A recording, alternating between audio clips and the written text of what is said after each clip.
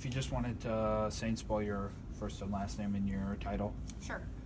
Lisa Rasmussen, LISA RASMUSSEN, and I'm the chairman of the Public Health and Safety Committee for the City of Wausau. Okay.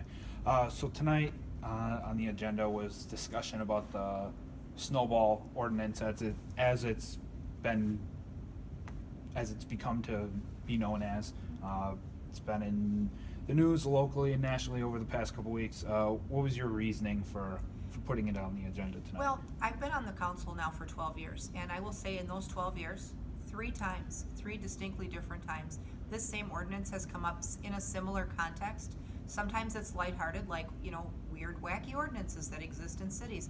Other times, it's kind of negative and nasty. And this last time, it was our local media outlets were not the problem, but the story picked up somewhere out of Minnesota and went viral. And the next day, we were getting calls from New York, from Washington, D.C. We were getting negative social media from outside the area, and there were even, menacing phone calls coming in, also not from our area. And, for someone to take a story like that and call Wausau the worst city in America is really insulting. And it's just not the way that we want to conduct our business. And so once it got to be the third time, as the chairman of the committee, I thought maybe the fix is for us to have a discussion about what that ordinance language really looks like. The enforcement and the applicability of the ordinance is no different with the change we made, whether the word snowball is in or out.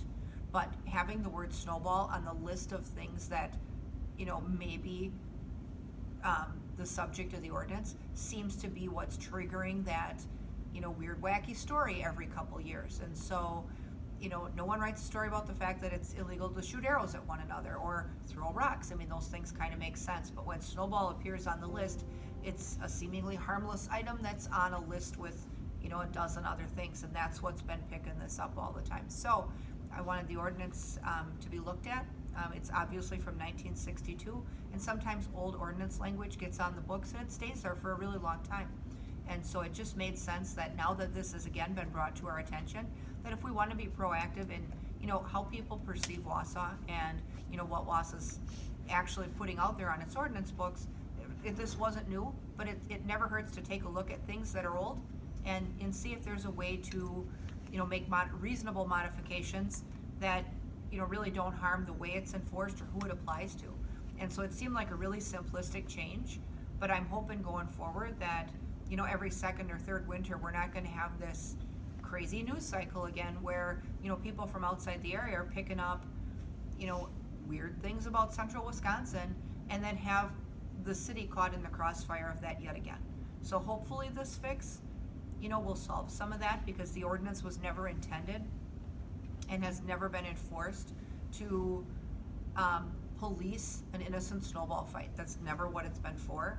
And I think that the Facebook video that the police department and the mayor put out a week or so ago really exemplifies that. But luckily they took a lighthearted approach. We are able to laugh at ourselves. There's no question about that as far as, finding humor in some of these situations. But does it need to keep happening was the question that I wanted the committee to answer, because with a one-word fix, that may just stop the whole thing. So that was my goal. Obviously it's on a mixed recommendation. One of our members felt we shouldn't change it.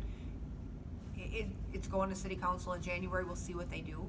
But I would think it's a simple fix to just, it's one less thing to be negative and divided about, as far as, there's a lot of things that people will camp onto in terms of social media and in terms of, their perception of their city. We just don't need that negative. We don't need that negative perception out there. And if this fixes it, I just hope it's one step. I'm up and running. Great. So we heard from Chief Bliven tonight, who mentioned how this doesn't change anything or how they will police. Can you talk a little bit about his comments? It doesn't, because the word that was taken out of the ordinance, out of the list of examples, was snowball. But the ordinance is really an ordinance against projectiles that are forcefully, thrown at or hurled, launched at, people. And so if, the couple times that they had ever enforced the ordinance for a snowball, like they talked about in their Facebook video, it was for snowballs that were being thrown at moving vehicles. That applicability doesn't go away by taking snowball off of a list of examples. And so all that does is it, I guess, takes some of the quirkiness out of the list, and that's what, a lot of people who don't live in Wausau and don't understand why Wausau has the ordinance in the first place are picking up on this, odd news cycle like every couple of years. And so removing that item off the list does nothing for how it's enforced or who it applies to. And, they always use great discretion in how they enforce the ordinances and which ordinances they enforce based on the circumstance of what's happening and what behavior they're trying to work with. None of that changes from what happened here tonight. I think it just clarifies the ordinance though, and it takes some old language and, maybe makes a minor adjustment that just makes it a little more reasonable sounding, and that's really all it's about.